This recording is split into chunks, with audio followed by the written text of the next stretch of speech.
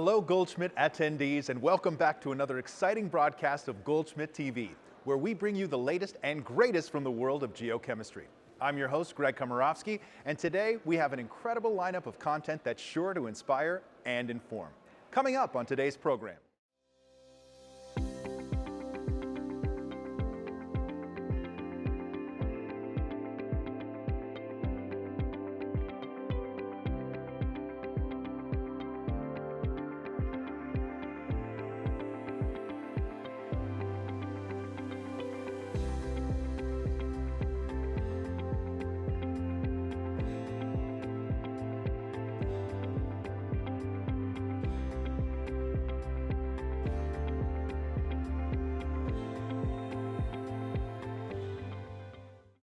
Hello, everyone, and welcome. We're here with Dominique Weiss, Geochemical Society Vice President and Canadian Research Chair, Tier 1, and Killam Professor at the University of British Columbia, Vancouver, Canada. Hello, Dominique. Thank you so much for joining us. My pleasure. Good morning. Good morning to you. Oh, we're so excited to have you here.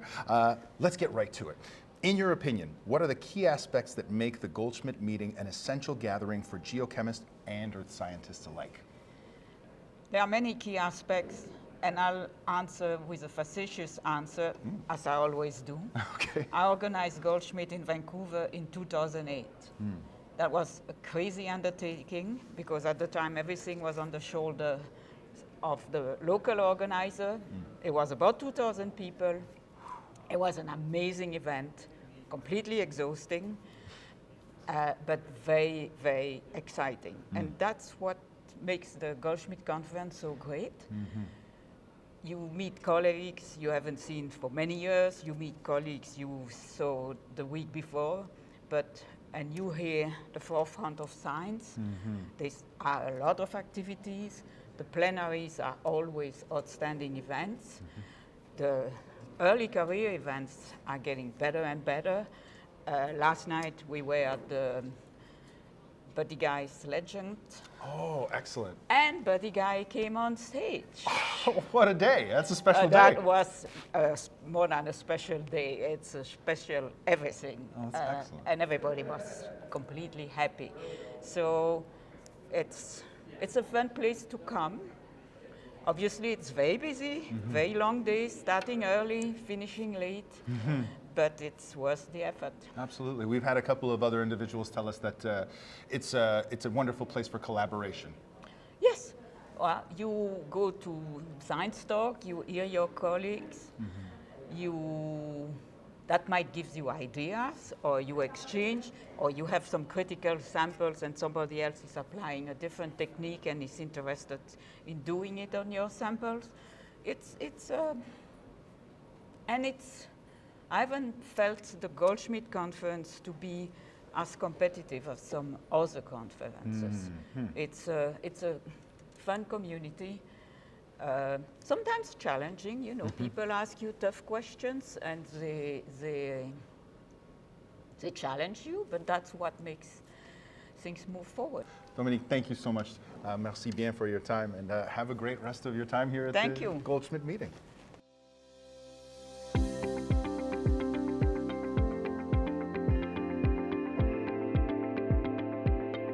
I got into geochemistry, because I come from a geology family dynasty, so both my parents are geoscientists. And I had the opportunity as a high schooler to go to Yellowstone, not to do geochemistry, but to do mapping, where I met a crazy man named Everett Schock, who is a geochemist of some renown, and is here. And his fieldwork and his team and his sites were so inspirational that it set me on the path that I'm still on. Well, I started out as a pre-med student. I couldn't stand my classmates, and then I went to I got summer internships at Woods Hole Oceanographic, and then I got to go out to sea. And then when I decided to go on to grad school, I was going to be a pure chemist. But then again, the pure chemistry got too pure, and I wanted to actually analyze things I could see. And so, then I got involved with doing stable isotopes on mid-ocean ridge rocks. Well, I got into geology as a junior in college. Basically, I was majoring in physics, and I was doing a statistical mechanics course on fermion and boson statistics. I thought this was pretty abstract and esoteric. I took a geology class, and in the first geology class, the professor held up a piece of mantle peridotite, which is a beautiful gemstone rock. And I thought, this is really cool. And he talked about plate tectonics. And as a physics major, you're getting a history lesson as an undergraduate. You have to go to graduate school to even figure out what a real physicist does. And I saw with the plate tectonic revolution how you could make a contribution almost immediately. And so I planned my escape from physics and went to graduate school in geology.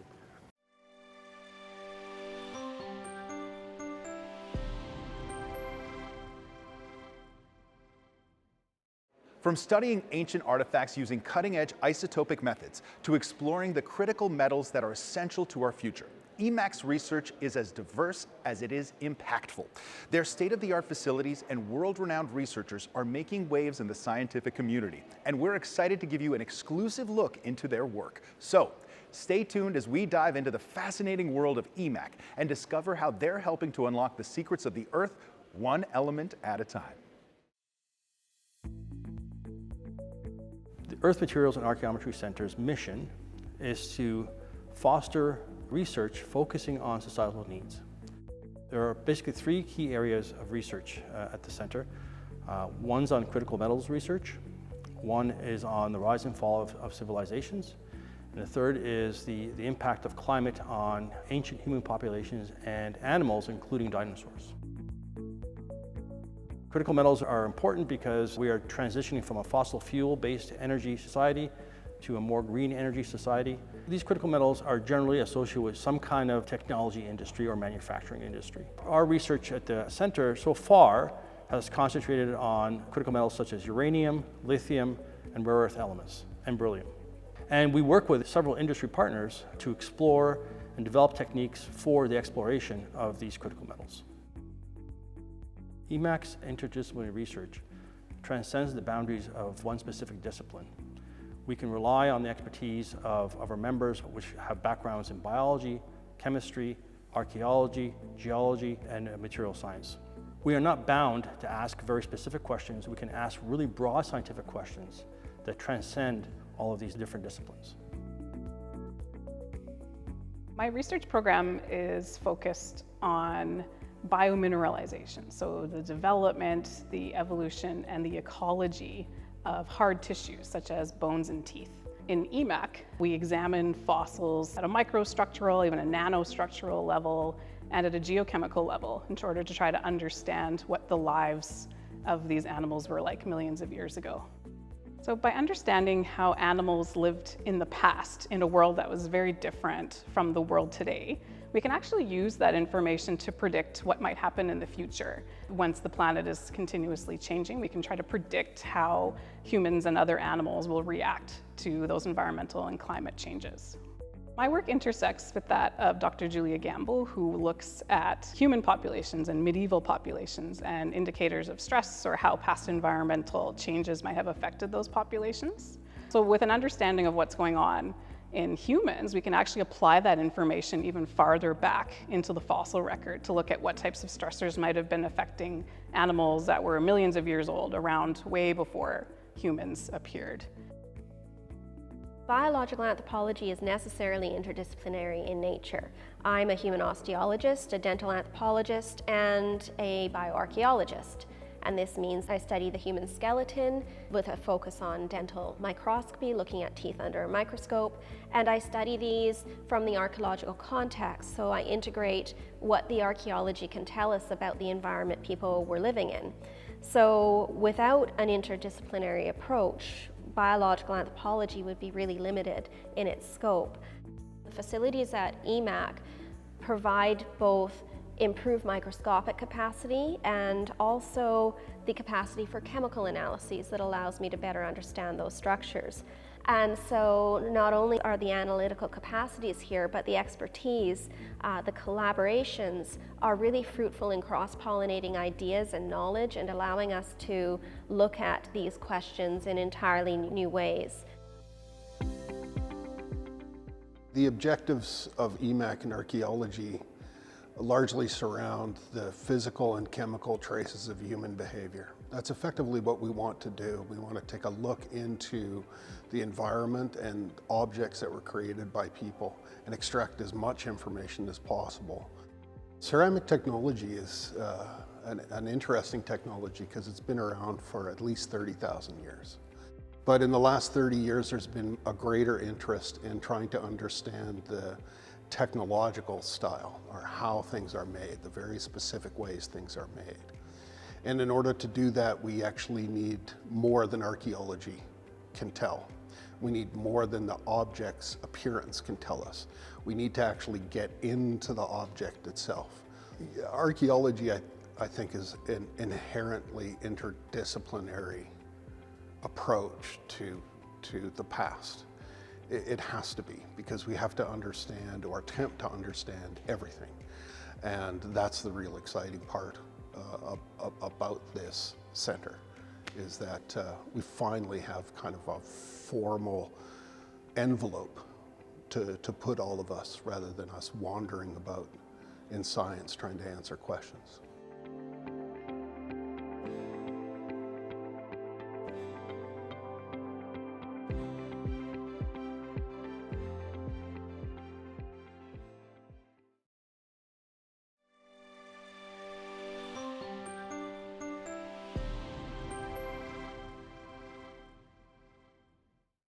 The Volcanic Disaster Assistance Program, a joint effort between the United States Geological Survey and the United States Agency for International Development, is on the front lines providing critical support to countries vulnerable to volcanic eruptions.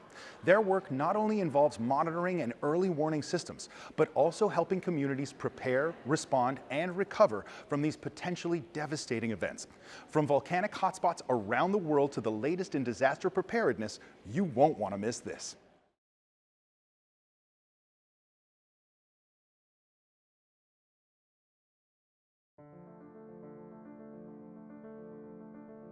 Volcanoes are complicated, and they're all behaving in slightly different ways. And so it's useful to be able to look at different aspects of what's going on and to be able to put the information together to come up with an understanding of what's happening. The purpose of VDAP is to make sure that volcanic eruptions don't become volcanic disasters. Our focus is to support volcano observatories through a combination of in-country or virtual support during volcanic eruptions or unrest, and long-term capacity building through donations and training. In eruption forecasting, we have a variety of different tools we can use to measure processes that we can't see, things that are happening beneath the surface. And the best forecasts bring all of those data together to try to create the best, most complete picture we can of what's happening beneath the surface. So a multidisciplinary forecast is a forecast that combines seismic information, geodetic information, gas emissions, infrasound, even visual observations, cracks that are opening at the surface, sounds that people are hearing, putting all that together to create a complete picture of what's happening. Monitoring volcanic gases is really challenging, and there's multiple reasons for that.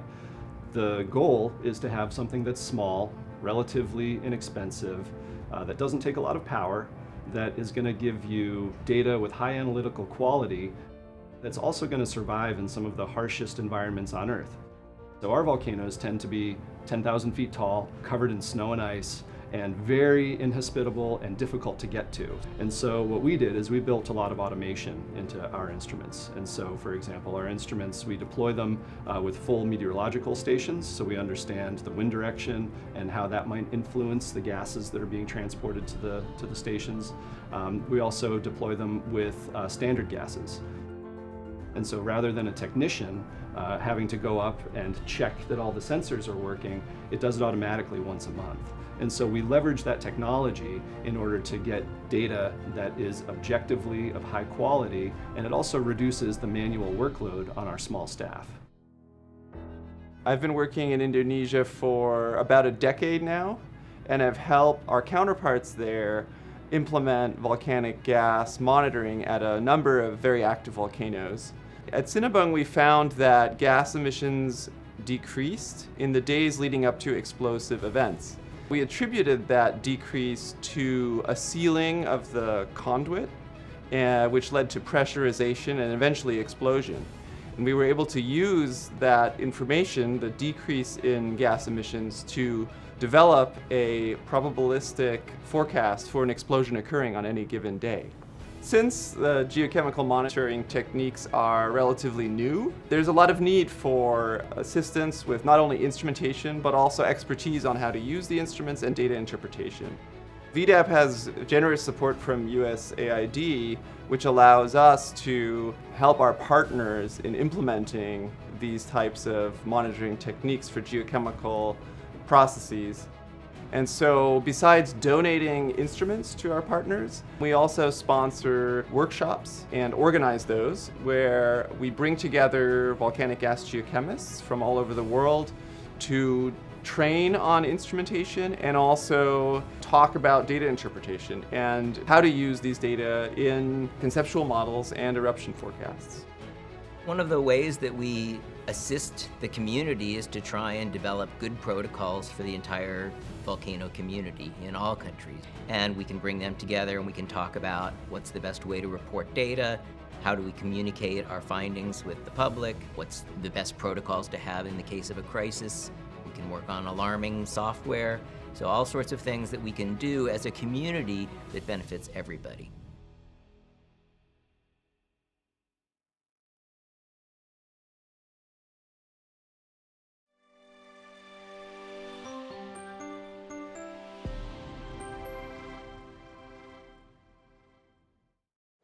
And that's a wrap for today's edition of Goldschmidt TV.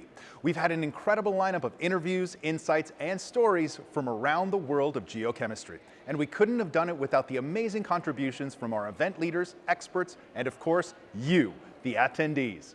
Make sure to stay connected with all the latest from Goldschmidt 2024 by tuning into Goldschmidt TV, available on social media and streaming directly to your rooms here at the Hilton Hotel. Whether you're catching up on today's highlights or exploring exclusive content, there's so much more to discover. So, until next time, enjoy the rest of your time at Goldschmidt and keep the conversation going.